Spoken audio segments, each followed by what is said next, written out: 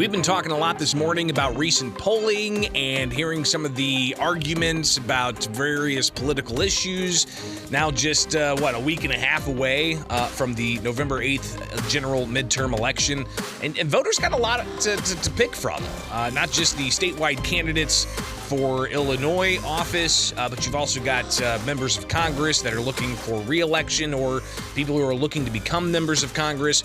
But at the top of the ballot is a question about whether or not Illinois should change the Illinois Constitution to include Amendment 1, which is an amendment to codify collective bargaining in the state constitution. This is something that supporters say is going to give workers better secured rights to be able to collectively bargain for wages and workplace safety, while the opponents of this have said it's going to increase property taxes because ultimately it's going to give a lot of power to the unions and public sector unions in particular, where you could see increased costs for local government, driving up property taxes and so on. But there are other concerns as well. And I think those concerns seem to be winning the day, at least in recent polling. We've been going through some of this polling data, and this, again, is from Emerson College and The Hill. And it shows that Amendment 1 is not getting the amount of support that it needs. Now, for a constitutional amendment to be approved by voters, it needs to get 3/5 of those voting on the amendment, or a simple majority of all ballots cast. So we'll see ultimately what happens with the amendment. But again, the polling indicating that it's not getting enough support. It's falling short. Joining us to talk about this in reaction to this latest polling data is Todd Maisch. He is president and CEO of the Illinois Chamber of Commerce. Todd, thanks for taking time with us here with Springfield's Morning News. I'm Greg Bishop. Good morning. Great to be with you, Greg, as always. So this, of course, is a contentious issue. We've got a lot of money from labor unions that have been running even radio commercials here on these airwaves and digital ads and TV ads depicting workers saying that they need to secure their rights, even depicting a firefighter in one commercial that's wanting to encourage people to vote for Amendment 1. And that raises the question of, are we going to see possibly a door opening up for public safety strikes? For the Illinois Chamber, where's your position on this, and why is your position what it is? Well, we're adamantly opposed, and we're very disappointed but not surprised that organized labor is telling borderline lies in their ads. We've seen it before. The reality is this amendment has nothing to do with the right to form a union and collectively bargain. All those rights are guaranteed by federal law, as they are in all 50 states. So the notion that this is somehow going to prevent an attack on the ability to unionize, the ability to collectively bargain, is a borderline lie. Now, we're opposed to it very, very substantially because there's no immediate need to amend the Constitution. Once you amend the Constitution, let's face it, those changes are with us for a generation, perhaps more. Just think about the pension limitation aspect of the Constitution that prevents us from doing anything reasonable and rational to bend the curve on our pensions at the state level. This will do the same thing in the private workforce and have real implications for taxpayers that could be at the mercy of public employees, unions as well. Todd, you'd mentioned, of course, the private sector and that federal law really dictates what private sector employment conditions there are. And, I would even venture to argue that, the First Amendment of the U.S. Constitution has the right to peacefully assemble with others. So that in itself is kind of a green light to, you can form whatever associations you want, including joining a union. But when it comes to the relegation of who controls the private employment workspace area, is that state or is that federal? And if this thing passes, is it going to get tied up in the courts?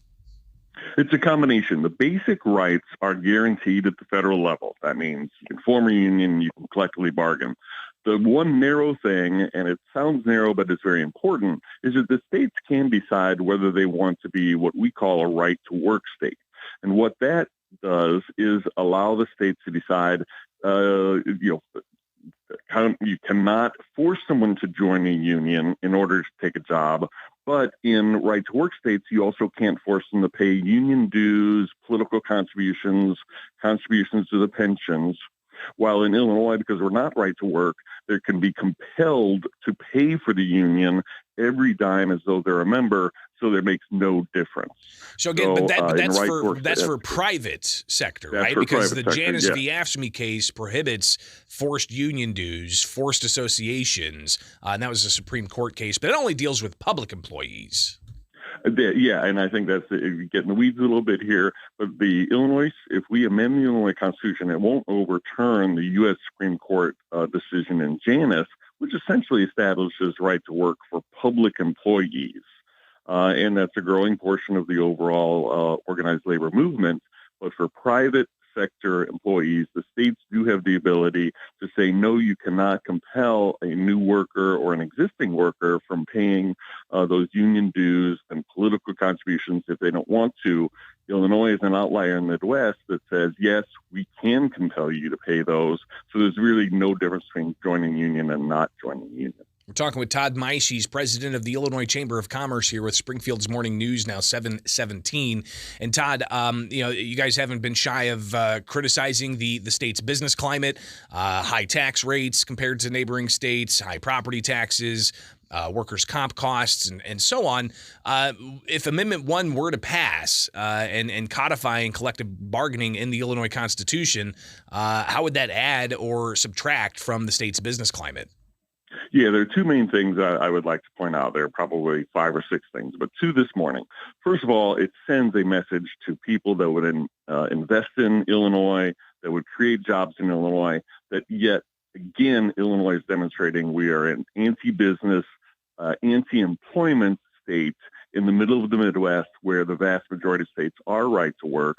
And we're going to proactively not only say we're not only going to be not going to be right to work, we're going to enshrine our Constitution for generations to come. That is wrong. The message it will send across the nation is terrible, and that it will definitely lead to disinvestment or investment that will never come because we've distinguished ourselves as anti-business yet again. The second thing is that there is an impact on the public employees, and it works to the disadvantage of both taxpayers and parents. So here are 2 examples.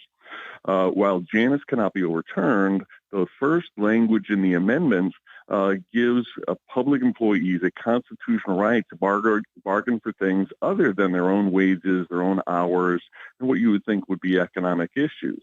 It's economic well-being and some other ill-defined terms that nobody knows what it means.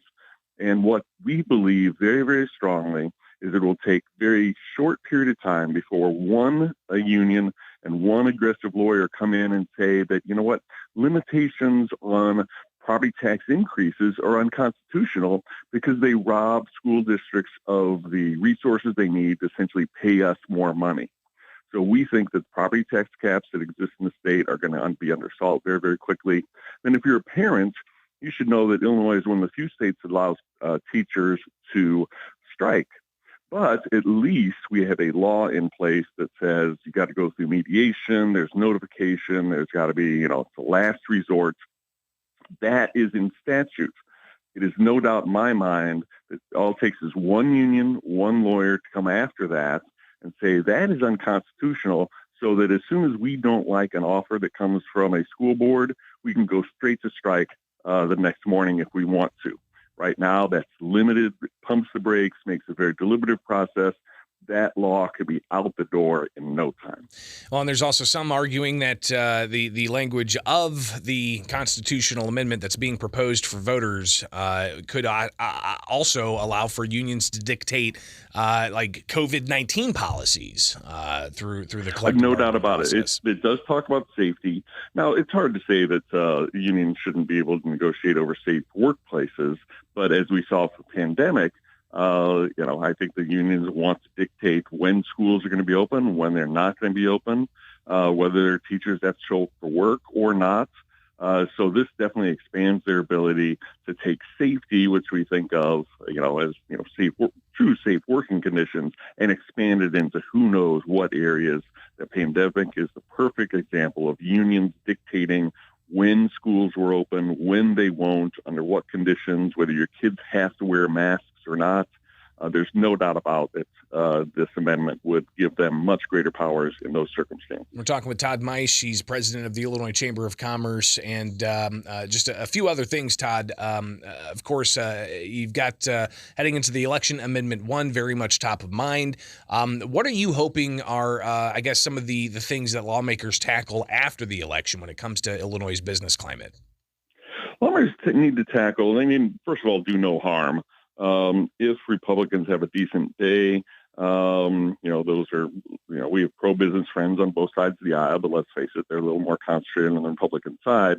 If there's some major losses from Democrats, we're afraid that their interest groups, meaning organized labor and personal injury attorneys in particular, are going to press a real aggressive agenda that we don't even know what it is for certain right now. I do think that you've got to go ahead and take a look at the Safety Act and crime. I think that is going to happen. I personally think they won't be able to reach consensus in veto sessions, so that could be a January issue.